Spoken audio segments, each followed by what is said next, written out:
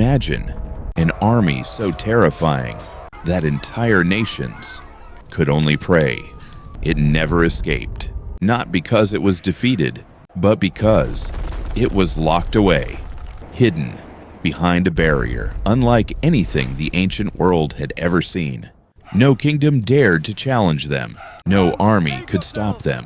Where they went, fear followed. And when hope was almost gone, a mysterious king made an impossible decision. Instead of destroying them, he trapped them behind a colossal wall of iron, sealed forever, or so the world believed, for thousands of years. The barrier remained untouched, silent, forgotten. Until today, because millions of people believe that one day, that ancient prison will finally open. And when it does, nothing on earth will be able to stop Gog and Magog. Who were they? Why were they imprisoned instead of destroyed? Where is the mysterious wall today? And could their release really be one of the greatest events before the end of the world? To uncover the truth, we have to travel back to one of history's most mysterious rulers. And a story that has fascinated humanity for centuries. Long before modern maps, long before borders divided nations, there lived a ruler, unlike any other. He wasn't remembered for building a great empire or for conquering the world. History remembers him for building one impossible wall. The Quran calls him Dhul-Qarnayn. But who was he?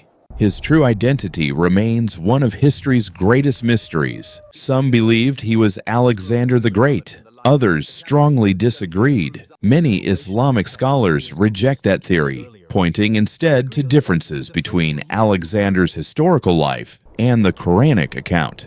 The truth is, the Quran never tells us his real name. Instead, it tells us something far more important.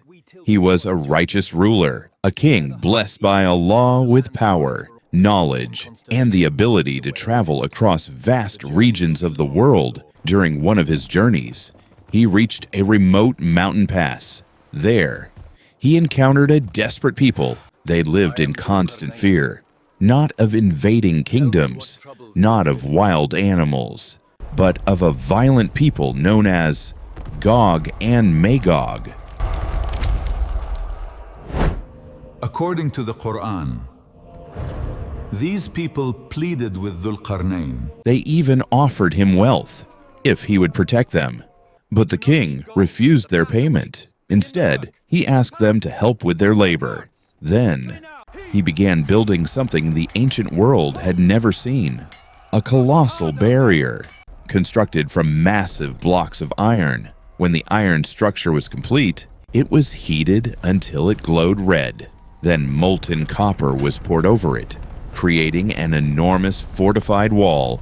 According to the Quran, the barrier became so strong that Gog and Magog could neither climb over it nor break through it. For the first time in generations, the people beyond the mountains were safe. But Dhul-Qarnayn ended his mission with a warning that would echo through history. He said, this barrier would not stand forever. One day, when Allah's appointed time arrives, it will collapse, and everything will change. For centuries, people have asked the same question. Who are Gog and Magog? Were they monsters? Giants? Or simply another lost civilization?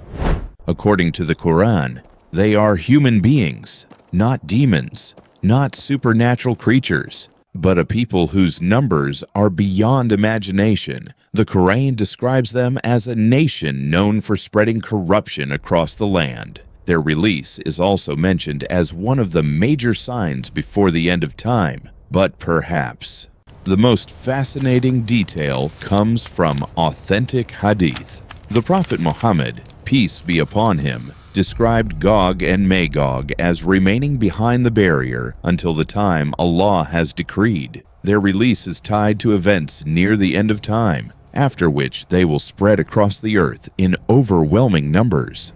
Imagine an army so vast that it seems impossible to count, moving like a flood, crossing mountains, valleys, and cities.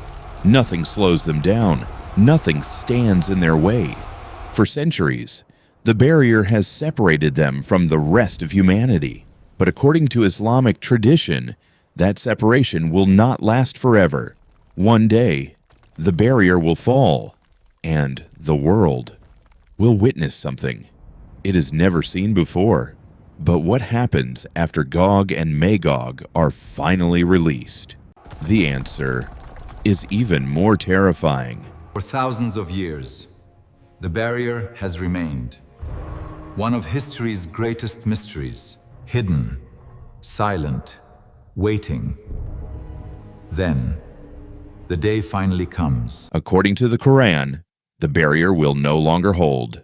The prison will open, and Gog and Magog will pour across the earth, not by the hundreds, not by the thousands, but in numbers beyond imagination. The Prophet Muhammad, peace be upon him, described them as spreading rapidly across the land after their release, becoming one of the greatest trials humanity will ever witness. Cities will be overwhelmed, resources will disappear, fear will spread everywhere. No kingdom, no military, no technology will be able to stop them, because this is no ordinary war. It is one of the final tests before the end of time, but their victory will not last. According to authentic Islamic tradition, Allah Himself will bring an end to Gog and Magog, not through the armies of mankind, but by His command alone.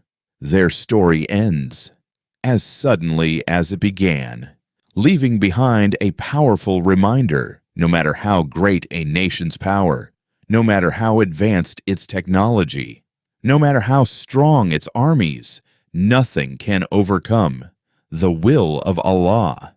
And, perhaps, that is the greatest lesson hidden within the mystery of Gog and Magog. Their story is not just about the end of the world, it's a reminder that every power on earth has its limits.